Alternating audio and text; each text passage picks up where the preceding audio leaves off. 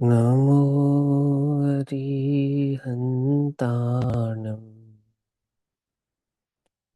नमो सिद्धाणं नमो आयर्याणं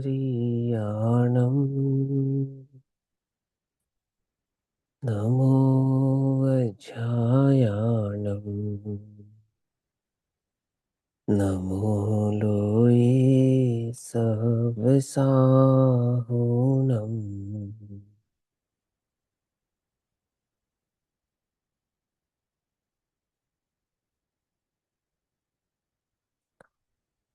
मङ्गलं भगवान् वीरो मङ्गलं गौतमोऽगणी मङ्गलं कुन्दकुन्दार्त्यो जैनधर्मोऽस्तु मङ्गलम् सर्वमङ्गल्यमाङ्गल्यं सर्वकल्याणिकारकम् प्रधानां सर्वधर्माणां जैनं जयतु शासनम् सर्वव्यापीकचेद्रूप स्वरूपाय परात्मने स्वोपलब्धिप्रसिद्धाय ज्ञानानन्दात्मने नमः।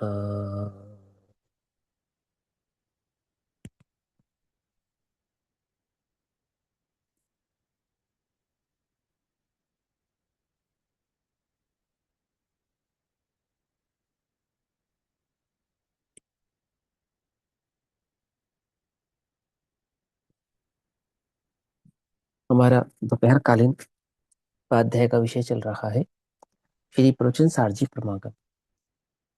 श्री प्रवचन सारजी प्रमागम का स्वाध्याय हम सभी आचार्य अमृत चंद्र देव द्वारा रचित तत्व प्रदीपिका तथा आचार्य जयसेन देव द्वारा रचित तात्पर्य वृत्ति टीका के आधार से कर रहे हैं। भाव चल रहा है ज्ञेय तत्व प्रज्ञापन महाअधिकार।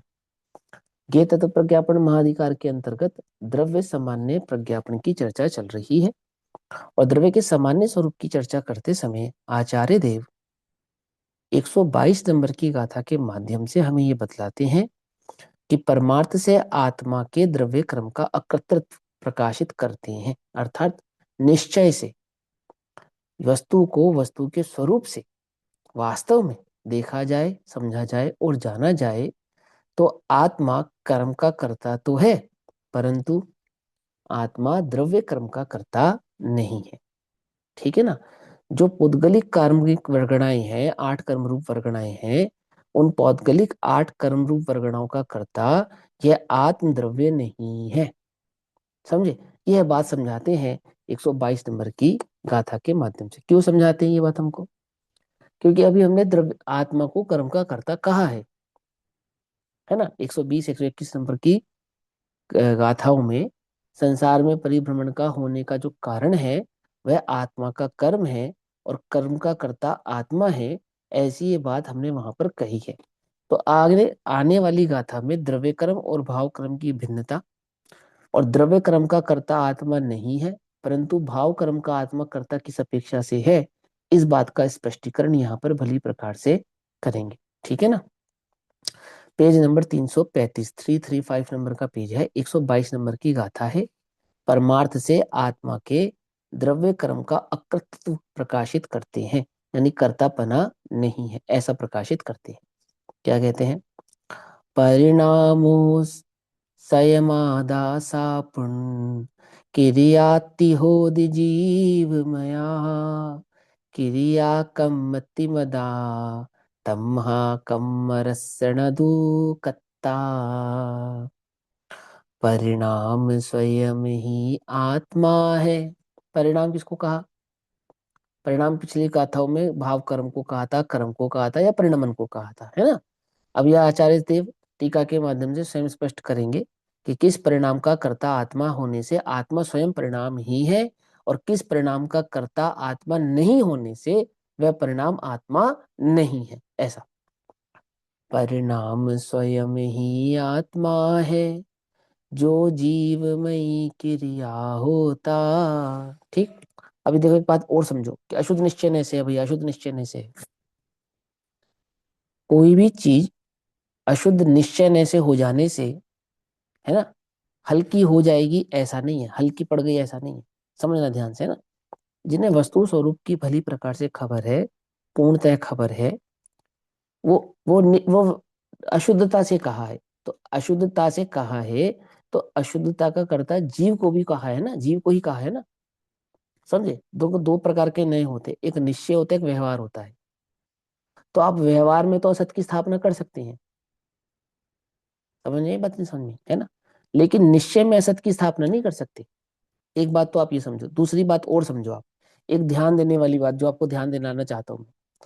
पिछली गाथाओं में जब आत्मा को केवल ज्ञान का कर्ता समझाकर ज्ञान पर को जानता है ऐसा समझाया जा रहा था, तो वहां कह दिया था कि ज्ञान पर को व्यवहार से जानता है, ऐसा कहा कहा था ना। लेकिन यहाँ आत्मा भाव कर्म का कर्ता व्यवहार से है ऐसा ना कहकर अशुद्ध निश्चय से है ऐसा कहते हैं। ऐसा क्यों? कुछ बात समझ में आ रही है ना? जानने से जीव को बंध नहीं होता, जानने से जीव अशुद्ध नहीं ठहरता, जानने से जीव के ज्ञान स्वभाव में कोई कमती बढ़ती नहीं आती। ऐसा होने पर ज्ञान के संबंध तो व्यवहार से हुआ, है ना।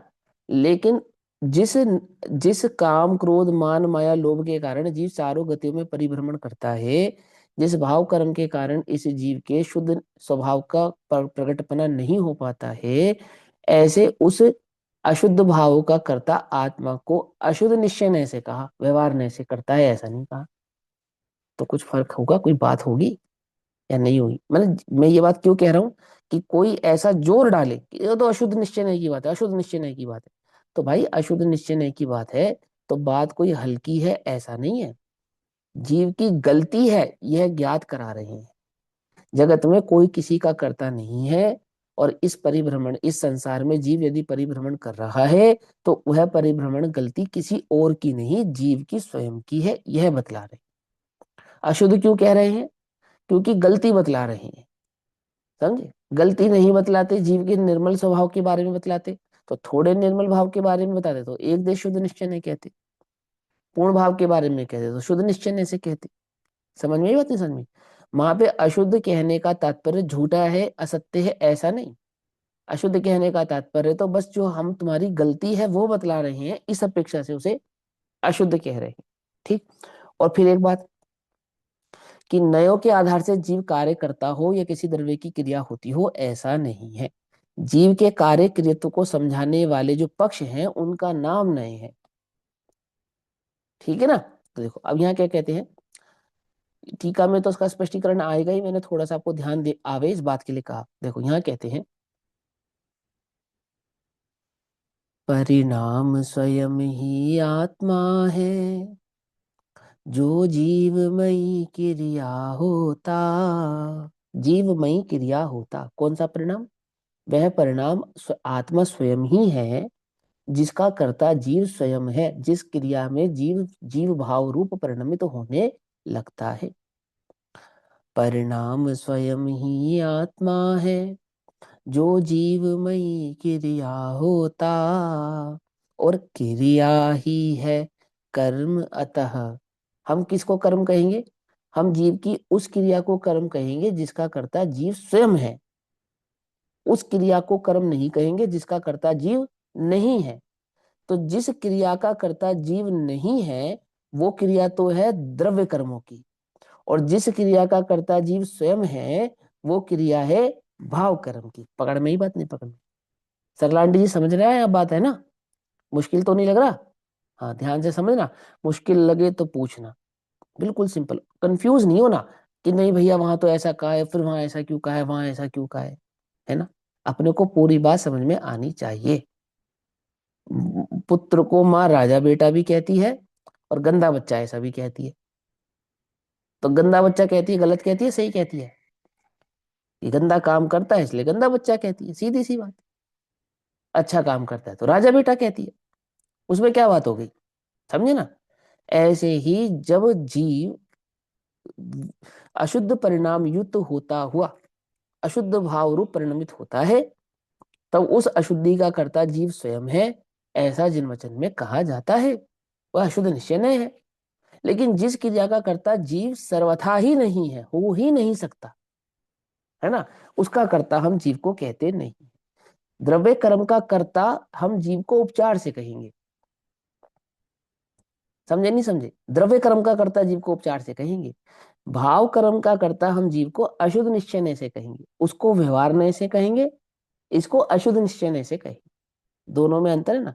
पिछली गाथा में की टीका के अंत में क्या कहा था कि हम तो उपचार से कहेंगे। तो कंफ्यूज नहीं होना, हमने वहां पे उपचार शब्द क्यों लिखा? आचार्य अमरचंद्र आचार्य जयसेन देव ने अपनी टीका में भाव कर्म को उपचार से ऐसा क्यों कहा, तो हमने वहां स्पष्टता समझा था ना। क्योंकि परिणमन यानी परिणाम जीव का स्वभाव होने से वह परिणाम ही दो प्रकार का है और दोनों का कर्ता जीव स्वयं है, जैसे वीतराग परिणति और अशुद्ध परिणति। यदि हम परिणति मात्र को भाव कर्म ऐसा कहेंगे तो वीतराग परिणति को भी भाव कर्म ऐसी संज्ञा ठहरेगी। समझे नहीं समझे? लेकिन हमें वीतराग परिणति को भाव कर्म ऐसी संज्ञा नहीं देनी है, तो फिर किसे कहेंगे कि जिसका निमित्त नैमित्तिक संबंध 8 कर्मों से हो। जिस परिणाम का निमित्त नैमित्तिक संबंध 8 कर्म से हो उस परिणाम को कर्म ऐसा कहेंगे, और जिस परिणाम का संबंध 8 कर्मों से ना हो उस परिणाम को कर्म ऐसा नहीं कहेंगे। समझे? जीव के कौन से परिणाम को हम भाव कर्म कहेंगे और कौन से परिणाम को भाव कर्म नहीं कहेंगे? सिंपल, कि जिस परिणाम से 8 कर्मों की संतति चलती हो जीव के उस परिणाम को तो भाव कर्म कहेंगे, और जीव के जिस परिणाम से भाव कर्म की संतति नहीं चलती हो जीव के उस परिणाम को भाव कर्म ऐसा नहीं कहेंगे। सिंपल हो गई ना बात? इजी है, कोई मुश्किल है? बोलो, छोटे बच्चे भी समझ सकते हैं इस बात को, भैया उसका है ना। एग्जाम्पल दे दो कि भाव कर्म से नहीं चलती हो वाला। चलती हो तो समझ में आ गया, राग द्वेष आदि हो गए। नहीं चलती हो। वीतराग परिणति है, वीतराग वीक परिणति, ठीक है। सम्यक दर्शन, आत्मानुभूति, है ना। वो परिणति भी तो जीव की स्वयं की परिणति है ना, वो परिणाम भी तो जीव का अपना ही परिणाम है ना। और उस परिणाम से 8 कर्मों की संतति नहीं चलती है, उस परिणमन से जीव के 8 कर्मों की संतति आगे आगे नहीं बढ़ती है। इसलिए हम सम्यक दर्शन रूपी परिणाम को, आत्मानुभव संबंधी परिणाम को, परम वितराग संबंधी परिणाम को भाव कर्म ऐसा नहीं कहते। कौन से भाव को कर्म कहते हैं? 8 कर्मों के निमित्त नैमित्तिक संबंध जिनके जिन भावों के साथ हो उन भावों को 8 कर्म यानी कर्म ऐसा कहते हैं। ठीक, अब यहाँ क्या समझाते हैं? परिणाम स्वयं ही आत्मा है, जो जीव में क्रिया होता, क्रिया ही है कर्म, अतः आत्मा नहीं द्रव्य कर्म करता। क्रिया, कौन सा कर्म क्रिया है? वो जो जीव के परिणाम से युक्त है वो क्रिया कर्म है। क्योंकि आत्मा द्रव्य कर्म की क्रिया युक्त रूप परिणमित नहीं है, इसलिए आत्मा नहीं द्रव्य कर्म करता, आत्मा द्रव्य कर्म का करता नहीं है। स्पष्टीकरण करते हैं आचार्य अमरचंद्र देव टीका में, कहते हैं प्रथम तो आत्मा का परिणाम वास्तव में स्वयं आत्मा ही है। क्या अर्थ है इस लाइन का? कि आत्मा की पर्याय आत्मा ही है, ऐसा कह रहे हैं। वो समझ में बात नहीं समझ है ना, कि पर्याय आत्मा है या नहीं है। द्रव्य की पर्याय माने या नहीं माने, पर्याय बिना का द्रव्य है या पर्याय सहित का द्रव्य है। बोले जो परिणमन आत्मा का है वो परिणमन ही आत्मा है, ऐसा समझना चाहिए। समझे नहीं समझे? क्या कहा? प्रथम तो आत्मा का परिणाम, परिणाम कहो, परिणमन कहो, पर्याय कहो, भाव कहो, द्रव्य कहो, गुण कहो, एकार्थवाची है सब, ये परिणाम ही इन सबके नाम परिणाम है। यहाँ पे कौन से परिणाम को वास्तव में स्वयं आत्मा ही है कहा जा रहा है? प्रथम तो आत्मा का परिणाम, अर्थात जो परिणमन आत्मा से युक्त होता हुआ आत्मा के गुणों का परिणमन, चाहे वह शुद्ध है चाहे वह अशुद्ध है।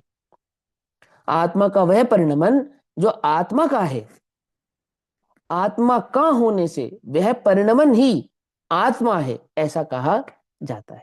यानी आत्मा शुद्ध है, आत्मा अशुद्ध है, आत्मा क्रोधी है, आत्मा मिथ्या दृष्टि है, ऐसा समझे।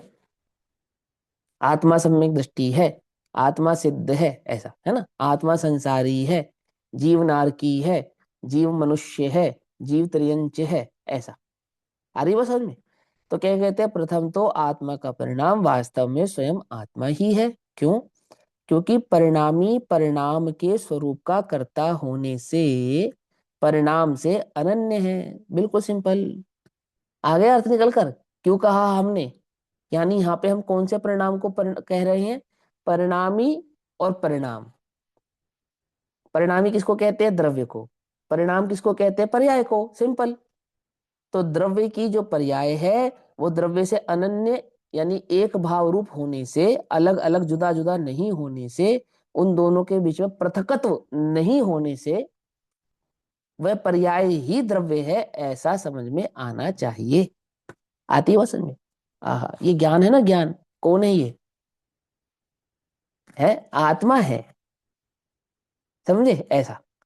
घबराते क्यों हो? अरे अरे, हम क्रोध को आत्मा कैसे कहें? अरे हम कह रहे ज्ञान भी तो आत्मा है, ये भी तो देख, उज्जवल पक्ष भी तो है उसका एक। क्यों? अब पर्याय से आत्मा को जुदा करेगा तो ज्ञान से आत्मा को कैसे पहचानेगा? क्यों? आती है बात समझ में? ज्ञान क्या है? ज्ञान आत्मा है, ज्ञान गुण है, या ज्ञान पर्याय है? कि ज्ञान पर्याय होने से होने पर भी, ज्ञान की पर्याय ज्ञान गुण की पर्याय होने पर भी वह ज्ञान ही आत्मा है। समझे या नहीं समझे? क्यों? अनन्य होने से। अनन्य। अरे नहीं भैया, केवल ज्ञान को तो हम आत्मा कह सकते हैं, मति शुद्ध को कैसे कहें? कि मति शुद्ध को तो कह सकते हैं, मिथ्या को कैसे कहें? है कि ज्ञान ना मिथ्या है, ज्ञान ना मति श्रुत है, ज्ञान ना केवल्य है, ज्ञान तो बस ज्ञान है, और ज्ञान ही आत्मा है। आत्मज्ञानम स्वयं ज्ञानम है, ज्ञानाद अन्यत करोति किम। क्या कर सकता है? समझे? क्या कहते हैं?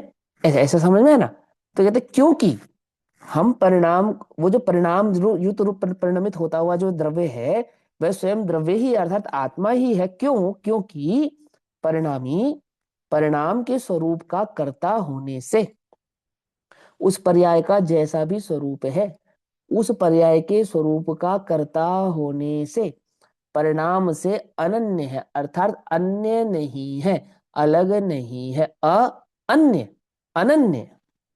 समझे बात? आ माने नहीं, अन्य माने अलग। तो अलग नहीं है अर्थात अनन्य है। आगे, और जो उस आत्मा का तथाविद जो भी परिणाम है, उस वक्त जो भी परिणाम है, तथाविद माने जिस समय जो भी परिणाम है, तथाविद जिस वक्त जिस समय जो भी परिणाम है, सम्यक भी हो सकता है, मिथ्या भी हो सकता है, काम क्रोध रूप भी हो सकता है, वितराग भाव रूप भी हो सकता है, कोई भी हो सकता है। समझे नहीं समझे? है ना? वो जो भी परिणाम है, उस वक्त जो भी परिणाम है। तो और जो उस आत्मा का तथाविध परिणाम है वह जीवमयी ही क्रिया है। आहा, वह क्रिया किसकी है? कि जिस समय आत्मा का जो परिणाम है वो परिणाम उस समय जीव की ही क्रिया है। और क्योंकि सर्वद्रव्यों की, क्यों? क्योंकि सर्वद्रव्यों की परिणाम लक्षण क्रिया, परिणाम लक्षण क्रिया का किसको कहते हैं? है? जिससे उस आत्मा उस जीव की पहचान हो सके। हाँ, ज्ञान की जिससे क्रिया। जिससे उस द्रव्य की पहचान हो सके। देखो, परिणाम माने पर्याय, लक्षण माने लक्षण, माने लक्ष्य द्रव्य को बतलाने वाला लक्षण यानी कि गुण, और क्रिया माने परिणाम। तो अब सीधे सीधा सा अर्थ है कि वर्तमान पर्याय, सीधा अर्थ है इसका। कि जो वर्तमान पर्याय है उस वर्तमान पर्याय से हम ये जान पाते हैं कि ये द्रव्य। फॉर एग्जाम्पल, शक्कर की परिणाम लक्षण क्रिया कौन सी है? मिठास, है ना? नमक की परिणाम लक्षण क्रिया कौन सी है? खारापन। तो जब हम खारेपन की दृष्टि करते हैं तो हमें नमक की दृष्टि होती है, हम जब मिठास की दृष्टि करते हैं तो हमें शक्कर की दृष्टि होती है। ऐसे ही हम जब जीव के किसी भी भाव की दृष्टि करें जो जिसका कर्ता जीव ही हो सकता है, तो हमें जीव की दृष्टि होती है। जैसे फॉर एग्जाम्पल, जगत में राग द्वेष आदि का कर्ता अन्य पांच द्रव्य नहीं होते। होते हैं क्या? करते हुए देखेंगे किसी ने? धर्म को, अधर्म को, काल को, आकाश को, अथवा जड़ को। क्रोध मान माया लोभ, का कषाय रूप, चार कषाय रूप अथवा मिथ्यात्व रूप अथवा सम्यक्त रूप परिणमित होता हुआ देखा है क्या? बोलो, ये सम्यक दर्शन इस जगत में जड़ को होता है या चैतन्य को होता है? अर्थात सम्यक दर्शन रूप परिणमन जड़ का होता है या चेतन का होता है? अथवा मिथ्या दर्शन रूप परिणमन जड़ का होता है या चेतन का होता है? गजब करते हो, मिथ्या दर्शन तो जड़ का कहते हो और सम्यक दर्शन चेतन का कहते हो। क्या? जब क्रोध किसका है? वो तो जड़ का है। तो शांति किसकी है? कि वो जीव की है। वाह भाई वाह, ऐसे कैसे हो सकता है? क्या कहा? पकड़ गई बात? अशुद्ध अवस्था किसकी है? कि वो पुद्गल की है। और शुद्ध अवस्था वो जीव की है। ऐसा कैसे हो सकता है? कुछ बात समझ में आती है? नहीं समझ में आती है? संसार परिभ्रमण तो पुद्गल का कहे और मुक्त होना जीव को ठहराए। तो मुक्त होना तो तभी ठहरेगा जब परिणमन होना ठहरेगा, संसार ठहरेगा। मुक्त किससे हुआ? जीव मुक्त हुआ। बोले किससे हुआ? पहले सिद्ध करो किससे हुआ। पहले बंधा था ये सिद्ध करोगे तभी तो मुक्त सिद्ध कर पाओगे। पहले मिथ्या दृष्टि था ये सिद्ध करोगे तभी तो सम्यक दृष्टि सिद्ध कर पाओगे। क्या? पहले काम क्रोध मान माया लोभ आदि का करता है ऐसा राग रूप परिणमन था, तभी तो वीतराग रूप परिणमन ऐसा सिद्ध कर पाओगे। अल्पज्ञ होगा तभी तो सर्वज्ञ सिद्ध कर पाओगे। कैसे करोगे? कुछ बात समझ में आती है? नहीं आती है? कि जिस समय जिस भी द्रव्य की जो क्रिया यानी पर्याय होती है, उस समय उस द्रव्य की वह पर्याय अपने द्रव्य का ही परिचय करा रही होती है, ऐसा। हाँ सर लांटी जी क्या कह रहे हो, बताओ। वास्तव में जीव तो बंधा ही नहीं है, अपन तो ये हाँ वही तो मैं कह रहा था ये ना, तो यही तो समझाने गड़बड़ की बात आएगा। आ गई। तभी तो शुरू में समझा दी थी ये बात कि वास्तव में तो जीव सांख्यमति बंधा ही योग, नहीं है। हाँ, ये बात सांख्यमति यहाँ, योग। हाँ यहाँ लगाना नहीं। हाँ ये लगाना नहीं, द्रव्य दृष्टि है ना। देखो, जैन दर्शन जैनाचार्य जिनेन्द्र भगवान ऐसा कहते हैं कि वास्तव में तो जीव बधा ही नहीं है। किससे बधा नहीं है? द्रव्य कर्म से बधा नहीं है। हम्म, लेकिन हमें तो बधा दिखता है ना। बोले भाव कर्म से बधा है। वास्तव में जीव बधा नहीं है, परंतु वास्तव में जीव अपने अज्ञान से ही बधा है। आगे की लाइन तो बोलो, आधी लाइन क्यों बोलते हो? पूरी लाइन बोलो। क्या समझे? घट क्या है? कि पट नहीं है। आगे आंसर, आगे आंसर। हाँ पट नहीं है, लेकिन घट क्या है ये भी तो बताओ। समझ में ही बात नहीं? समझ में ही? पकड़ में ही बात नहीं? पकड़ में? यदि जीव बधा नहीं है तो मुक्ति किसकी है? किसकी मुक्ति का प्रयास कर रहे हो आप? सम्यक दर्शन आदि का पुरुषार्थ किसके लिए कर रहे हो? वस्तु स्वरूप को समझने का प्रयास किसके लिए कर रहे हो? क्योंकि जीव तो बधा ही नहीं है। समझे? यानी कि तू बधा नहीं है और बधा की कल्पना करता है, तो ये मिथ्यात हुआ या नहीं हुआ? और जो बधा नहीं है उसके मुक्त होने की बात करता है, ये भी तो मिथ्यात हुआ, क्योंकि जो नहीं है उसकी बात करता है। कुछ बात समझ में नहीं है? तो असत्य ठहरा ना, बधा नहीं था। आप ही व्यर्थ की कल्पना की और आप ही व्यर्थ का हर्ष किया, आप ही व्यर्थ का विषाद किया। ये तो इससे तो ये सिद्ध हुआ। समझे या नहीं समझ में ये बात? तो जीव बधा नहीं है, आठ कर्म से नहीं बधा है, अपने अज्ञान से बधा है ना। ऐसा। तो देखो यहां क्या कहते हैं, क्योंकि सभी द्रव्यों की जो जो जिस समय जैसी जैसी पर्याय होती है, परिणाम लक्षण क्रिया, आत्ममयता अर्थात निजमयता वो पर्याय अपने द्रव्य से युक्त होने के कारण, ठीक है ना, से स्वीकार की गई है। अभी पिछली गाथाओं में आचार्य देव ने बात समझाई थी कि जो गुण पर्याय है वो वास्तव में द्रव्य पर्याय ही है, ऐसा समझाया था। तो गुण पर्याय को द्रव्य पर्याय ऐसा क्यों कहा था? तो उन्होंने कहा कि जो गुण होता है वो जगत में कोई ऐसा बिखरा हुआ प्राप्त होता नहीं है, क्योंकि गुण द्रव्य के आश्रय से रहता है, द्रव्य के बिना नहीं होता। इसलिए गुण की पर्याय वास्तव में द्रव्य की ही पर्याय है।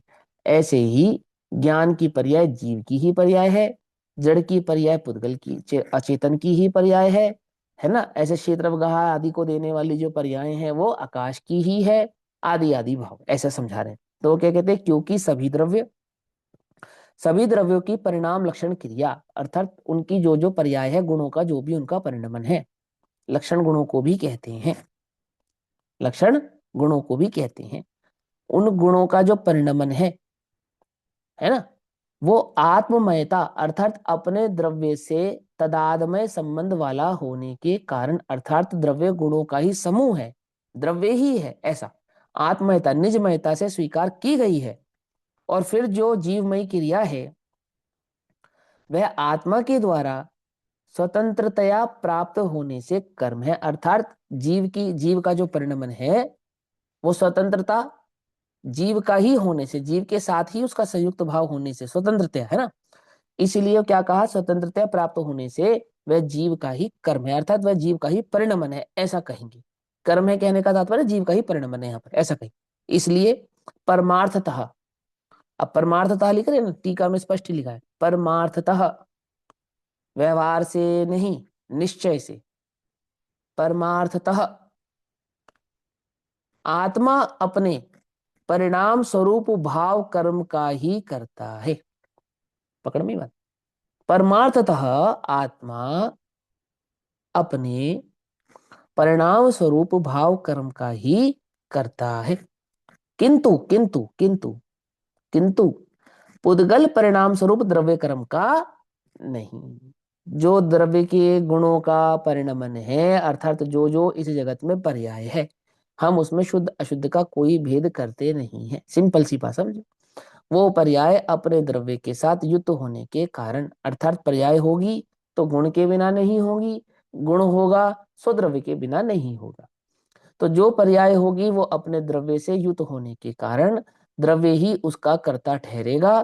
चूंकि भाव कर्म रूपी क्रिया का कर्ता जीव है, इसलिए भाव कर्म का प्राप्य भाव जीव को ही होने से जीव उस भाव कर्म का कर्ता है, यानी वह जीव का कर्म है, ऐसा सिद्ध होता है। लेकिन पुद्गल द्रव्य का परिणमन का कर्ता जीव नहीं है, क्योंकि पुद्गल की जो पर्याय हैं वो अपने द्रव्य से प्राप्य होने के कारण उन पर्यायों का कर्ता पुद्गल है। पकड़ में बात, 8 कर्म रूप वर्गणाओं का कर्ता ठहरेगा पुद्गल और भाव कर्म रूप परिणमन का कर्ता ठहरेगा जीव। क्यों?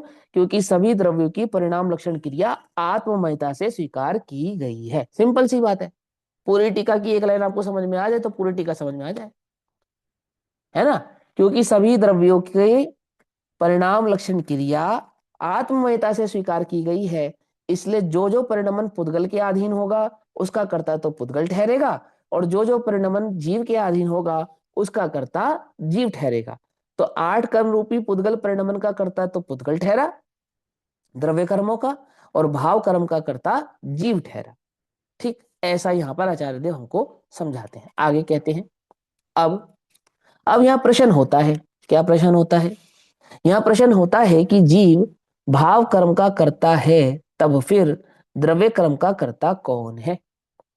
अगर आप भाव कर्म का कर्ता जीव को कहते हो तो उन 8 कर्म रूप वर्गणाओं का कर्ता हम किसे कहें? क्यों कहें? क्यों है इसका कारण? क्योंकि पुद्गल आप हो, आप तो कर्म रूप परिणमित हो नहीं जाता। तो कोई पुद्गल ऐसे ही बैठा है, ये तो 8 कर्म की वर्गणा इसको जाकर तो चिपकती नहीं है। 8 कर्म की वर्गणा रूप यह पुद्गल तो परिणमित होता नहीं है, और कर्म वर्गणाएं तो जगत में असंख्यात है। ऐसा होने पर भी सभी की सभी कर्म वर्गणाएं कर्म प्रकृति रूप तो परिणमित होती नहीं है ना। तो वो क्यों होती हैं? वो कर्म रूप परिणमित क्यों होती हैं? उसका कर्ता हम किसको कहें? क्या पुद्गल भी चैतन्य स्वभाव वाला है? क्या पुद्गल में भी सोचने समझने की शक्ति है? क्या पुद्गल भी अपनी मर्जी से कर्म रूप परिणमित हो जावे और अपनी मर्जी से कर्म रूप परिणमन भाव को छोड़ देवे? ऐसी शक्ति क्या हम पुद्गल की स्वीकार करें? क्या कहना चाहते हो आप? कि पुद्गल का दिमाग खराब है कि वो 8 कर्म रूप परिणमित हो जाता है? क्या प्रश्न है? प्रश्न यह है कि जब भाव कर्म का ही कर्ता मात्र जीव है, तो फिर द्रव्य कर्म का कर्ता कौन है? तो उत्तर देते हैं, इसका उत्तर इस प्रकार है, समझना ध्यान से। इसका उत्तर इस प्रकार है। प्रथम तो अब ये सवाल कहां पे उठना चाहिए? ये सवाल समय सारणी में होना चाहिए ना, आना चाहिए नहीं आना चाहिए? क्या आना चाहिए? इसी तरह का सवाल समय सारणी में आना चाहिए नहीं आना चाहिए? नहीं समझे? मैं समझाता हूं। जब राग द्वेष का कर्ता जीव नहीं है तो फिर वो राग द्वेष किसके होते हैं? और जिन राग द्वेष का कर्ता जीव नहीं है, ऐसा होने पर भी उन राग द्वेष के निमित्त से जो 8 वर्गणाएं बंधती हैं वो जीव को क्यों बंधती हैं? अर्थात जीव से क्यों चिपकती हैं? अथवा उनका निमित्त नैमित्तिक संबंध जीव से ही क्यों होता है, अन्य द्रव्यों से क्यों नहीं होता? इस प्रकार का प्रश्न होना चाहिए नहीं होना चाहिए? तो वो प्रश्न वहां पर है, उसका उत्तर वहां पर दिया गया है। लेकिन हम ध्यान नहीं देते हैं। एक 37वें नंबर का कलश है, 37 नंबर का कलश, इदम पदम जिसमें समझाया गया, उसमें स्पष्ट कहा ना, अशुद्ध भाव का कर्ता जीव नहीं है। वो कलश ही समझाता है, अशुभ परिणामों का, अशुद्ध परिणामों का, अशुद्ध भाव का कर्ता जीव स्वयं जीव नहीं है। जीव तो मात्र ज्ञान स्वभाव का करता है। माने आप देखो, आप बड़े ध्यान से इस बात को समझना, मैं बात वो वहां समय सारे वाली बात यहाँ क्यों उठा रहा हूँ, क्योंकि हमारा कंफ्यूजन ही इन दोनों के बीच में होता है कि हम माने या नहीं माने, हम समझे या नहीं समझे, हम स्वीकार करें या नहीं स्वीकार करें। आती है समझ में? तो जिसे पूरा वस्तु स्वरूप ढंग से समझ में नहीं आएगा, जो नयों के भावों से बतलाए गए उस भाव को, माने तत्व के उस भाव को भली प्रकार से ग्रहण नहीं करेगा, वो तो ऐसे ही छल ग्रहण करेगा। और उसी को यहाँ वहां पे डिस्क्लेमर दिया आचार्य देव ने, क्या, नहीं करना छल ग्रहण, यदि हो कहीं कुछ स्खलन। तो स्खलन क्या करने वाले हैं वो, उनसे कोई स्खलन नहीं होने वाला, समझे ना? वो तो तुम्हें ये समझा रहे हैं कि सुनो भाई, हम यहाँ पर जिस जिस नय का प्रयोग करने वाले हैं ना, जिस सम्यक एकांत का प्रयोग करने वाले हैं, वो बात तुम्हें थोड़ी विपरीत भाषित होगी, लेकिन थोड़ी बुद्धि खोलकर बैठना, क्या कि हम अकर्ता कहेंगे तो किस अपेक्षा से कह रहे हैं, वह ध्यान, उस बात को ध्यान से समझना, है ना? सांख्य मती नहीं हो जाना, न्यायिक मती नहीं हो जाना, नहीं हो जाना। यहाँ प्रश्न क्या उठाया, मूल मूल टीका का प्रश्न है ना? आचार्य अमरचंद्र देव स्वयं इस प्रश्न को मूल टीका में उठा रहे हैं, संस्कृत की टीका ना।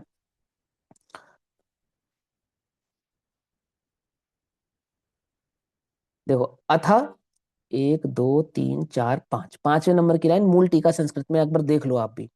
सिंपल सिंपल हिंदी जैसा ही होता है, थोड़ा तोड़ तोड़ के पढ़ोगे। मैं भी कोई संस्कृत का बहुत मोटा विद्वान नहीं हूँ, है ना, थोड़ा बहुत जानता हूँ अपना काम चलाने जितना, है ना। देखो, अथ द्रव्य कर्मण क करतेति चेत, है ना, स्पष्ट आया ना। तो फिर उस द्रव्य कर्म के परिणमन का कर्ता कौन है?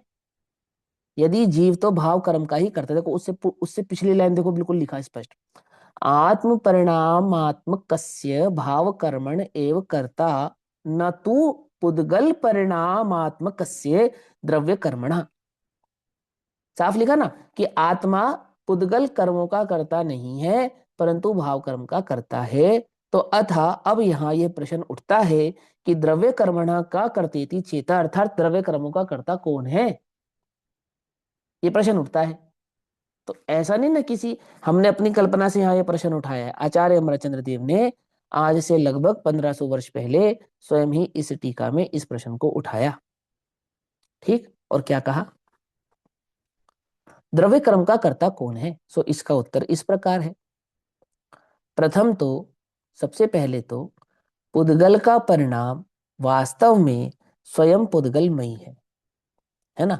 जो पुद्गल का परिणाम है, अब देखो ध्यान से सुनो, ये सभी स्वाध्याय जीवों को बहुत अच्छे से समझ में आना चाहिए।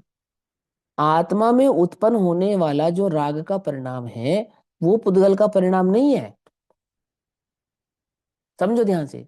लेकिन उस ही समय, जिस समय आत्मा राग रूप परिणमित हुआ, उसी ही समय वो जो द्रव्य कर्म का उदय है, वो जो द्रव्य कर्म का आश्रव है, और वो जो द्रव्य कर्म का बंध है, तीन चीजें, तीन चीजें समझना ध्यान से। कौन कौन सी कही? एक, जो द्रव्य कर्म का उदय है, उदय है, जीव में राग हुआ, राग रूप परिणमन हुआ।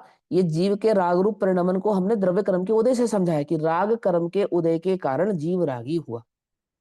जिस समय जीव का राग रूप परिणमन हुआ, उस ही समय, उस ही काल में वो जो द्रव्य कर्म का उदय हुआ, जो द्रव्य कर्म का आश्रय हुआ, और वो जो द्रव्य कर्म का बंध हुआ, ये जो तीन चीजें हुई, उसका कर्ता पुद्गल है। पकड़ में ही बात नहीं, पकड़ में ही। लेकिन जो भाव कर्म है, उसका कर्ता पुद्गल नहीं है। पकड़ में आती है नहीं बात? पकड़ में आती है। लेकिन सुनो, ये बात तुम्हें समझ में आ गई कि उसका कर्ता पुद्गल नहीं है? आ गई? अरे बोलो ना, गर्दन हिला के बोलो, हाँ आ गई। ये तुम्हारा सबका म्यूट है ना, तो 10 तोले की जबान हमें सुनाई नहीं देगी, हिली नहीं हिली। 1 किलो का सर हिलाकर बताओ कि हुई या नहीं हुई बात समझ में। समझे नहीं समझे? तो देखो ध्यान से, वो क्या कहा उन्होंने कि वो भाव कर्म का कर्ता जीव है, और द्रव्य कर्म का कर्ता पुद्गल नहीं है। बात तुम्हें समझ में आ गई? बोले हाँ हमें समझ में आ गई। अब सुनो, ये समझने के बाद इसे भूलना मत, कि हाँ नहीं भूलेंगे। अब हम तुमसे कहेंगे कि राग का कर्ता जीव नहीं है। क्या? कौन से राग का कर्ता जीव नहीं है? भाव कर्म रूपी राग का कर्ता जीव नहीं है, ऐसा हम तुमसे कहेंगे। आई बात समझ में? नहीं समझ? पहले हमने तुम्हें क्या अच्छे से जचाया? पहले हमने अच्छे से तुम्हें ये बात समझाई कि भाव कर्म का कर्ता जीव है और पुद्गल कर्म का कर्ता जीव नहीं है। इतनी बात तुम्हें समझ में आ गई कि हाँ प्रभु, इतनी बात तो हमें अच्छे से समझ में आती है और हमारा ज्ञान इस बात को सहजता से स्वीकार करता है। अब नहीं करना छल ग्रहण, जो हम तुमसे कहने वाले हैं। कि क्या कहने वाले हो आप? ऐसा कि भाव कर्म का कर्ता जीव नहीं है, ऐसा कहने वाले हैं कि प्रभु ऐसा मत करो, देखो हमारे साथ इतने आइंस्टाइन होते तो की बात ही क्या थी है ना? इतने तीव्र बुद्धि वाले होते तो घबराता क्यों है? हम समझाएंगे ना। हम बनाएंगे तुझे आइंस्टाइन, आत्मा का आइंस्टाइन बनाएंगे। आइंस्टाइन हम तुझे सर्वज्ञ बनाएंगे। तो क्या आइंस्टाइन बनने के चक्कर में है? हम तुझे सीधा सर्वज्ञ बनाएंगे कि अच्छा प्रभु बताओ, तो देख सुन, ये भाव कर्म तेरा स्वभाव नहीं है ना? कि हाँ मेरा स्वभाव तो नहीं है। तो फिर अपने माथे क्यों जड़ता है? इसे डाल दूसरे के माथे। क्या समझ में ही बात नहीं समझी? तेरा स्वभाव नहीं है ना? कि हाँ मेरा स्वभाव तो नहीं है। तेरा परिचय कराता है क्या? कि नहीं मेरा परिचय भी नहीं कराता। तो काहे को इसका कर्ता बनता है? तो फिर किसे बनाओ इसका कर्ता? कि ये सबसे नजदीकी ना पुद्गल है। ये यही समझाता है, ये बार बार बतलाता है कि ये देखो राग हुआ, ये देखो द्वेष हुआ। ये उदय बताता है ना, बोले हाँ इसी के माथे जड़ दे से इसी का है। समझे नहीं समझे? तू तो अपने चैतन्य का आनंद ले। कुछ बात समझ में आई नहीं? ये है सम्यक एकांत की शैली। आती है समझ में? इसे कहते हैं सम्यक एकांत की शैली। अब तुम्हें ये बात समझ में आए, आहा, निर्बाध रूप से, अविरोध रूप से जो जैन शासन की स्यादमाधवी वाणी है, उसमें कोई विरोध हमें उत्पन्न होता नहीं है। ना प्रचन सारजी पढ़ के होता है, ना समय सारजी पढ़ के होता है। ओहो, हमें तो छल ग्रहण होता नहीं है। समझ में बात नहीं समझ में? हमें तो छल ग्रहण होता नहीं है। अब देखो, अब यहाँ पहली बात समझा रहे हैं। पहले यहाँ पे यहाँ समझाएंगे कि भाव कर्म का कर्ता जीव है और पुद्गल कर्म का कर्ता जीव नहीं है। यहाँ ये समझाए। तो देखो यहाँ कहते हैं, प्रथम तो पुद्गल का जो परिणाम है वास्तव में स्वयं पुद्गल में ही है। अर्थात पुद्गल में जो उदय होगा, पुद्गल का जो बंध होगा, पुद्गल का जो आश्रय होगा और पुद्गल का जो भी परिणमन होगा, उसका कर्ता तो पुद्गल स्वयं ही ठहरने वाला है। हम उसका कर्ता जीव को या किसी अन्य द्रव्य को कहेंगे नहीं। क्यों? क्योंकि परिणामी परिणाम के स्वरूप का कर्ता होने से परिणाम से अनन्य है। सिंपल सी बात, हमने पहले भी कही थी, बात अब भी कही है ना। ये तो वस्तु के स्वभाव में निहित है। वस्तु के स्वभाव में स्वभावता ही पड़ा है कि जो परिणामी होगा वो परिणाम के बिना नहीं होगा और जो परिणाम होगा वो परिणामी के बिना नहीं होगा। थोड़ा साधारण कर देते हैं कि पर्याय होगी तो गुण के बिना नहीं होगी, गुण होगा सो द्रव्य के बिना नहीं होगा। तो जो पर्याय होगी वो किसकी कहलाएगी? कि वो उस ही द्रव्य की कहलाएगी जिस द्रव्य के आधार से वो परिणमित हुई है। क्योंकि कर्म वर्गणाएं की जो पर्याय है, परिणमन है, वो पुद्गल द्रव्य के आधार से हुई है, इसलिए उनका कर्ता पुद्गल ही ठहरेगा, कोई अन्य द्रव्य उनका कर्ता नहीं है। आगे, और जो उसका यानी कि उस पुद्गल का तथाविध परिणाम है वह पुद्गलमयी ही क्रिया है। चाहे फिर वो उदय रूप हो, चाहे वो फिर आश्रव रूप हो, चाहे फिर वो बंध रूप हो और चाहे फिर वो निर्जरा रूप हो, वो सब किसका कहलाएगा? कि जितना जितना जो जो जैसा जैसा परिणमन पुद्गल में होगा उतना उतना वैसा वैसा वो परिणमन पुद्गल का ही कहलाएगा। जब हम ज्ञानावर्णी ऐसा कहेंगे तो ज्ञानावर्णी कहने से वो पुद्गल की ही ठहराएगी, क्योंकि आवरण काम सो पुद्गल का है, सो वह पुद्गल का ही कहलाएगा, जीव का नहीं कहलाएगा। ठीक? क्योंकि सब द्रव्यों की परिणाम स्वरूप क्रिया निजमय होती है, यह स्वीकार किया गया है। ये तो हमने पहले समझा था कि प्रत्येक जड़ चेतन की परिणति सब अपने अपने में होती है। प्रत्येक द्रव्य का जो परिणमन होता है वो अपने द्रव्य के आधार से ही होता है, पर द्रव्य के आधार से होता नहीं है। और फिर जो पुद्गलमयी क्रिया है वह पुद्गल के द्वारा स्वतंत्रतया प्राप्त होने से कर्म है। अर्थात पुद्गल का वह परिणमन पुद्गल के आधार से स्वतंत्र रूप से होने के कारण वह पुद्गल का ही कर्म है, इसलिए परमार्थतः पुद्गल अपने परिणाम स्वरूप उस द्रव्य कर्म का ही करता है। पकड़ में बात? किंतु किंतु आत्मा के परिणाम स्वरूप भाव कर्म का नहीं।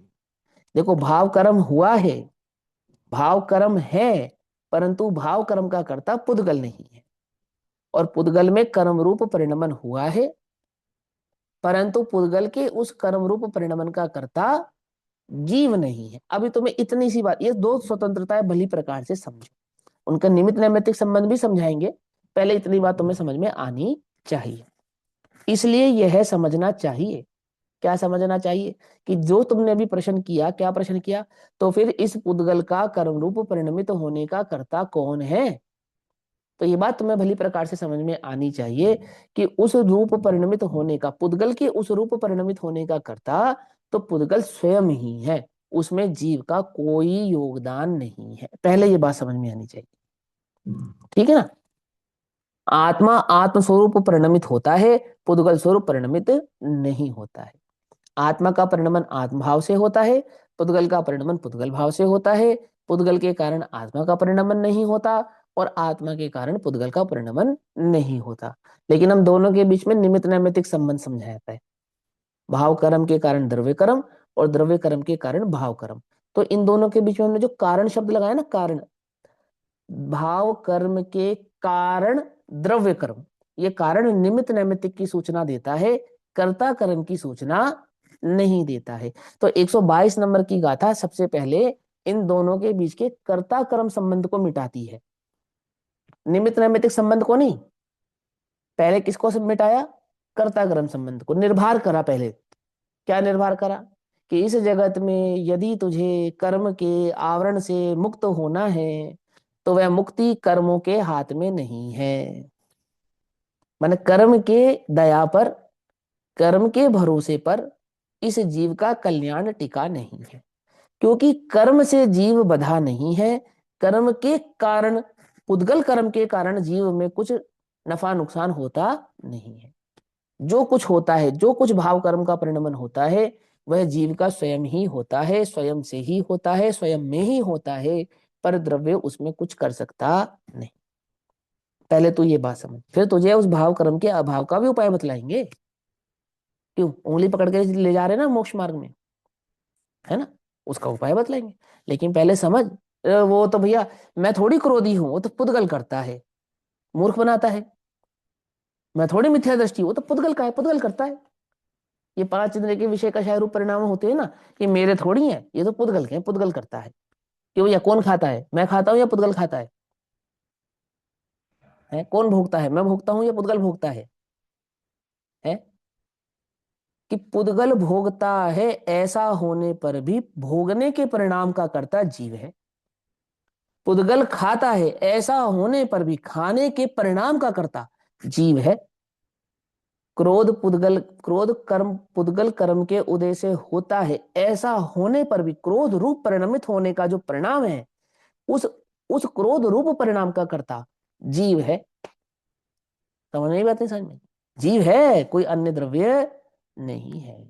और सुनो, ये प्रचनसार मलेच्छों के लिए मलेच्छ भाषा में लिखा गया है, ऐसा नहीं। आर्य पुरुषों को मलेच्छ भाषा से निकालकर आर्य भाषा में प्रवेश कराने के लिए ही लिखा गया है, समझे। प्रवचन सार है, दिव्य ध्वनि सार है, दिव्य ध्वनि सार। समूह शरण में 100 इंद्रों की हाजिरी में भगवान ने बैठकर वस्तु का स्वरूप इस प्रकार से फरमाया है, इस प्रकार से प्रस्तुत किया है कि पहले तुझे वस्तु का स्वभाव और स्वरूप, यह बात समझ में आनी चाहिए। ये तत्व प्रज्ञापन है ना, जानने योग्य क्या है, कैसे जाना जाए, वस्तु स्वरूप को कैसे समझा जाए, है कि ये बात तुझे समझ में आनी चाहिए। आगे क्या कहते देखो। अब इसी भाव को आचार्य जयसेन देव, तात्पर्य क्या है, आचार्य कुंद कुंद देव की गाथा नंबर 122 का और उस पे की गई आचार्य अमरचंद्र देव की टीका का, तत्व प्रदीपी का टीका का, तत्व का प्रतिपादन करने वाली उस टीका का तात्पर्य क्या है, क्या कहना चाहते हैं, है ना। ऐसा लगभग 1000 वर्ष पहले आचार्य जयसेन देव तात्पर्यवर्ती टीका में कहते हैं। यहां ये गाथा 122 से 132 हो जाती है। वो क्या कहते हैं, अब आत्मा निश्चय से अपने परिणाम का ही करता है। क्यों? समझ में आई बात? नहीं समझ में? आत्मा निश्चय से अपने परिणाम का करता है और द्रव्य कर्म का करता नहीं है, ऐसा निरूपण करते हैं। आचार्य जयसेन देव की टीका की एक लाइन हम खूब ढोल की तरह बजाते हैं कि आत्मा पर को व्यवहार से जानता है। क्या कहा? लेकिन आचार्य जयसेन देव की 132 नंबर की टीका की इस लाइन को विस्मृत कर जाते हैं। क्या कहकर? कि नहीं नहीं, वो तो पुद्गल करता है, जीव करता नहीं है। आचार्य जयसेन देव यहाँ कहते हैं निश्चय से। निश्चय से, निश्चय से क्या है? आत्मा अपने परिणाम का स्वयं करता है। आत्मा निश्चय से अपने परिणाम का ही करता है, द्रव्य कर्म का करता नहीं है, ऐसा निरूपण करते हैं। यानी आत्मा निश्चय से क्रोधी है, आत्मा निश्चय से मानी है, आत्मा निश्चय से मिथ्या दृष्टि है, आत्मा निश्चय से मुक्त है, सिद्ध है, सभी भावों को यहाँ निश्चय से स्वीकार करती है। ठीक। अथवा द्वितीय पीठिकानुसार शुद्ध पारिणामिक परम भाव ग्रही शुद्ध नय से जिस प्रकार अकर्ता है। स्पष्टीकरण सुनो कि जिस जिस अपेक्षा से, आत्मा के जिस स्वभाव की अपेक्षा से हम आत्मा को अकर्ता कहते हैं, उस अपेक्षा का क्या नाम है?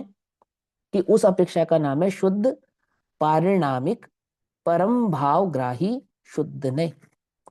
8 प्रकार के नयों में जो परम भाव शुद्ध निश्चय नय है ना, अंतिम 8वें नंबर का नय, उसकी अपेक्षा से, तो नए की अपेक्षा से नहीं, आत्मा के स्वभाव की अपेक्षा से।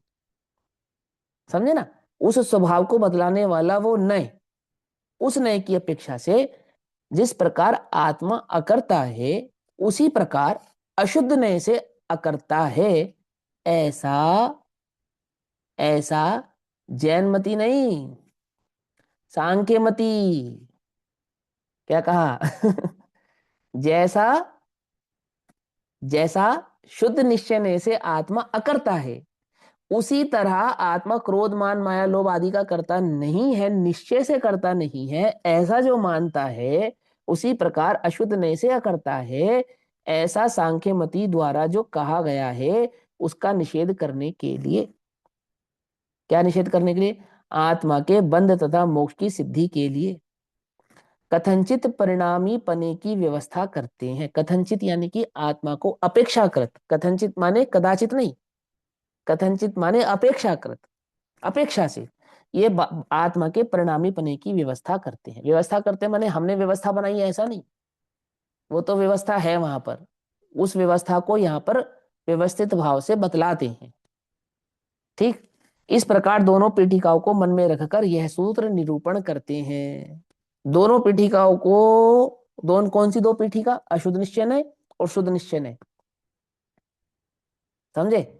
उसको मन में रखकर, कहाँ रखकर? उसको ज्ञान में रखकर। क्यों? क्योंकि सांख्यमती एक पीठिका को तो स्वीकार करता है, अन्य को स्वीकार नहीं करता। वो सांख्यमती है। आती है वो समझ में? नहीं समझ आती है? जो आत्मा, देखो जैन दर्शन के एक नय को स्वीकार करता है सांख्यमती, अंतिम शुद्ध निश्चय नय है ना जो, उसको स्वीकार करता है।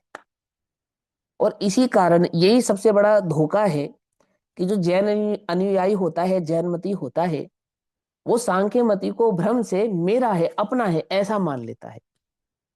आप एक बात ध्यान रखना, समझना ध्यान से, कि जब भी तुलना की जाती है तो वो नजदीकी वाले जीव से या नजदीकी भाव से ही की जाती है, दूर भाव से नहीं की जाती। जो अपने नजदीक होगा ना, उससे तुलना होगी। तुलनात्मक दृष्टिकोण, आपकी होड़ हमेशा आपके पड़ोसी से ही रहेगी, है ना? तो वो जो जैन मत के बिल्कुल करीब करीब नजर आता है, करीब करीब नजर आता है। कौन कौन सा है ऐसा मत? तो सबसे पहले नंबर पे तो सांख्यमती है, सबसे पहला नंबर है उसका। बिल्कुल ऐसा लगता है मानो जैन ही हो।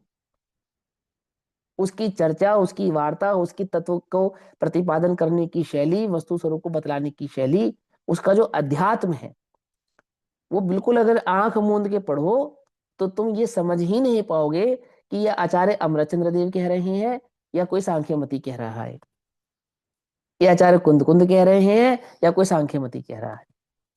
समझ नहीं बात? समझ में? अष्टावक्र गीता एक ग्रंथ है, एक ग्रंथ और है मैं नाम भूल गया। अपने ये जो हुए ना श्रीमद रायचंद जी, उन्होंने उस ग्रंथ का काफी नाम लिया है। अध्यात्म उन्होंने सबसे पहले उसी ग्रंथ के माध्यम से पढ़ा था। मैं नाम भूल गया, फेमस नाम है, योग गीता या योग दर्शन करके उसका कुछ ऐसा नाम है। आर्य समाज में बहुत चलता है वो। ठीक। तो वो जो जो अष्टावक्र गीता और वो जो ग्रंथ जो मैं बता रहा हूँ योग सार या ऐसा कुछ नाम है उस ग्रंथ का, यदि उसका नाम हटा दिया जाए, आपको नाम ना बताया जाए, सिर्फ उसका निरूपण मात्र किया जाए, तो आप कभी ये जज नहीं कर पाएंगे कि ये जो जैन दर्शन का उपदेश हो रहा है या सांख्य मति का उपदेश हो रहा है। बिल्कुल ऐसा, मैंने वो पढ़ा है, मैं पढ़ के बतला रहा हूँ ऐसा कि वह द्रव्य की तत्व की जिस प्रकार से निरूपण किया गया, आत्मा को शुद्ध बुद्ध एक निरंजन ज्ञायक भाव कहा गया, और सुनो इतना ही नहीं, ज्ञाता दृष्टा कहा गया, अकर्ता है ऐसा कहा गया, बिल्कुल एकदम ऐसा। और सब महिमा गाते हैं उसकी ऐसे। देखो उल्टा नहीं पकड़ना, मेरी बात से छल ग्रहण नहीं करना, मैं द्वेष बुद्धि से नहीं कह रहा हूँ, सिर्फ ये बात अपने को ज्ञात होनी चाहिए इस बुद्धि से, है ना। जैसे पंडित टोडरमल जी ने पांचवा अधिकार लिखा, सदा सुखदास जी ने रत्न श्रावकाचार्य में मीमांसाएं लिखी, लिखी ना, तो कोई द्वेष बुद्धि से नहीं लिखी, सही और गलत का निर्णय कराने के लिए लिखी। नक्कालों से सावधान है। सावधान किससे? नक्कालों से सावधान। क्या सावधानी रखें? कि और अपने जैसे लगेंगे, अपनों को और जैसा समझेगा। बहुत बढ़िया। अरे भैया अष्टावक्र गीता में क्या लिखा है, क्या लिखा है, क्या लिखा है? कुछ नहीं लिखा है, मिथ्या मत का निरूपण है। जिसके ज्ञान में दोनों बातें स्थापित हों। कौन कौन सी दोनों बातें? अशुद्ध निश्चय और शुद्ध निश्चय है। ऐसे दोनों बात जिसके ज्ञान में भली प्रकार से स्थापित हो और फिर वह शुद्ध निश्चय का प्रतिपादन करे तो सत्य है, अन्यथा असत्य मात्र ही है। समझे या नहीं समझे बात? असत्य ही है, सत्य नहीं है। अशुद्ध निश्चय से जो लिखा उसको मत पढ़ो, वो तो गलत है, वो तो गलत है। ओ क्या कह रहे हो तुम, गलत है, वो गलत है, वो तो ऐसे ही कह दिया, ऐसे ही कह दिया, ऐसे ही कह दिया, दिव्य ध्वनि में वो बात ऐसे ही कह दी है। ऐसे नहीं, ऐसे नहीं। यहां क्या कहते हैं? अशुद्ध निश्चय से अकड़ता है, ऐसा सांख्यमति द्वारा जो कहा गया है उसका निषेध करने के लिए, आत्मा के बंध तथा मोक्ष की सिद्धि के लिए कथनचित परिणामी पने की व्यवस्था करते हैं। इस प्रकार दोनों पीठिकाओं को मन में रखकर यह सूत्र निरूपण करते हैं। ये सूत्र निरूपण करते हैं दोनों पीठिकाओं को चित्त में रखकर। उत्तर टीका करते हैं। परिणाम स्वयं आत्मा है। प्रथम तो आत्मा का परिणाम आत्मा ही है, अर्थात आत्मा जिस भाव रूप परिणमित हो उस भाव का कर्ता हुआ आत्मा स्वयं ही है। ऐसा होने से वह आत्मा ही है, ऐसा कहते हैं। तो अशुद्ध निश्चय की शैली कैसी है? आत्मा क्रोध ही है, आत्मा क्रोध का करता है, ऐसी नहीं, आत्मा क्रोध ही है, ऐसे कहेंगे। मिथ्या दृष्टि आत्मा है, क्रोधी है ये आत्मा, संसारी है ये आत्मा, अशुद्ध है ये आत्मा, ऐसा ऐसा कहेंगे, है ना। क्योंकि उस रूप परिणमित होने के कारण वही उसका कर्ता है, और कर्ता का कर्म से अभेद होने के कारण वह कर्ता ही है, माने आत्मा ही है, ऐसा हो जाता है। भेद नहीं रहेगा ना, का कर्ता और क्रिया में भेद ना होने के कारण क्या हो गया? अभेद होने से वो क्रिया रूप वह द्रव्य ही हो गया, ऐसे द्रव्य ही है, ऐसा हो गया। तो क्या कहा? परिणाम स्वयं आत्मा है। प्रथम तो आत्मा का परिणाम आत्मा ही है। किस कारण से परिणाम आत्मा ही है? वो क्या कारण है कि हम उस परिणाम से आत्मा को अभेद कर देते हैं, आत्मा ही है ऐसा कह देते हैं?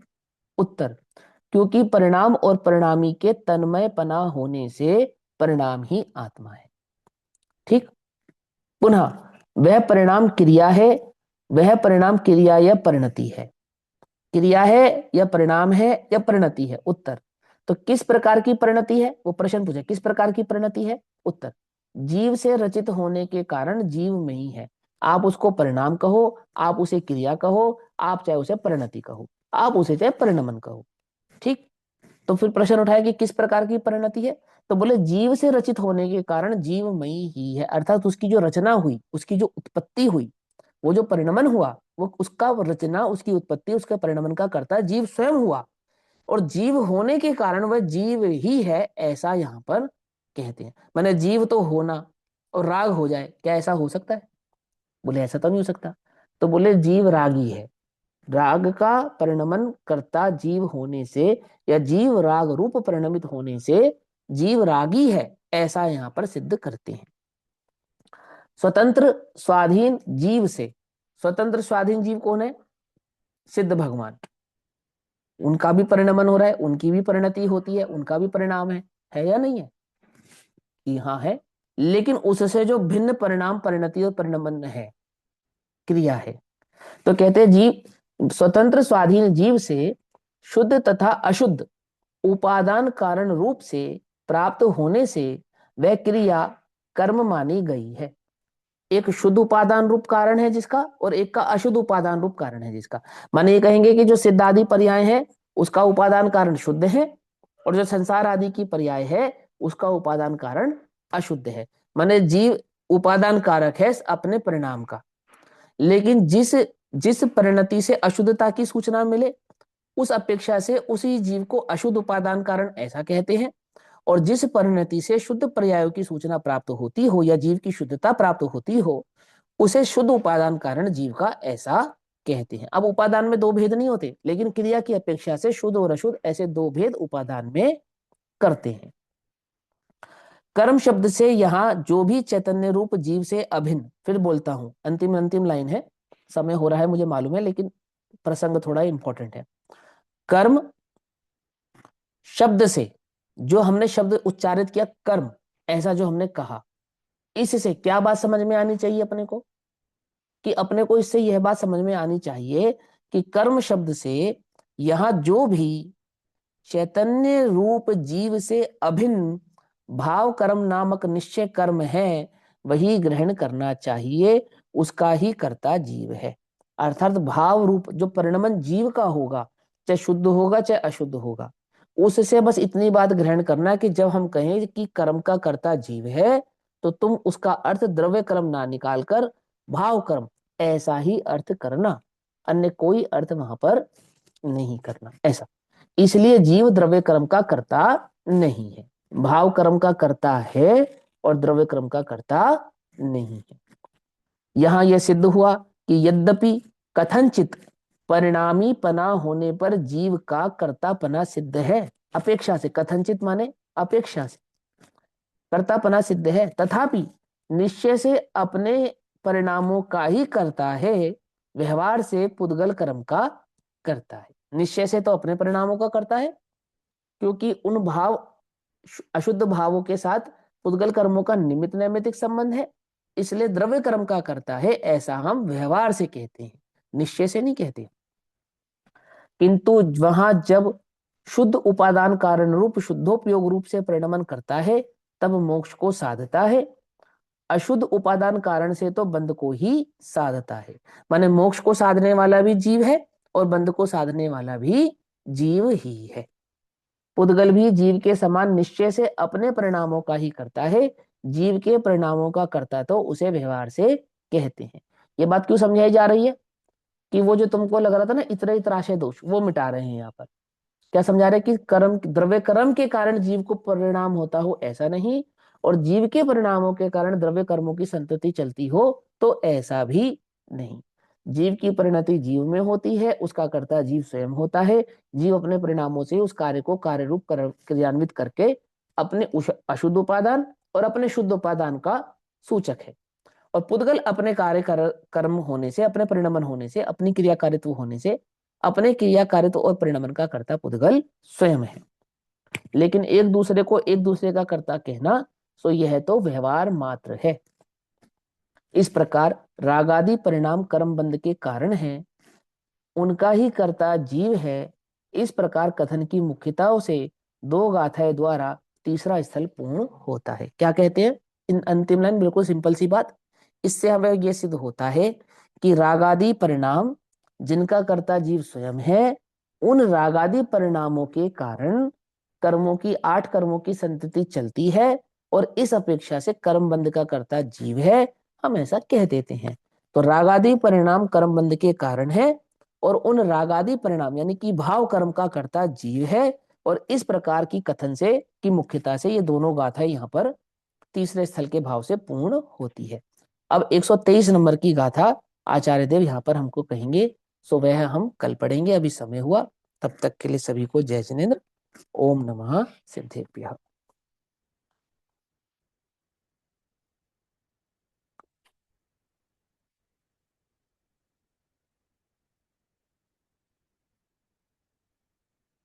निज निधि निज में बताई, यह अनंत उपकार है, उसके लिए जिनवाणी माँ को वंदना शत बार। नमो रियंता।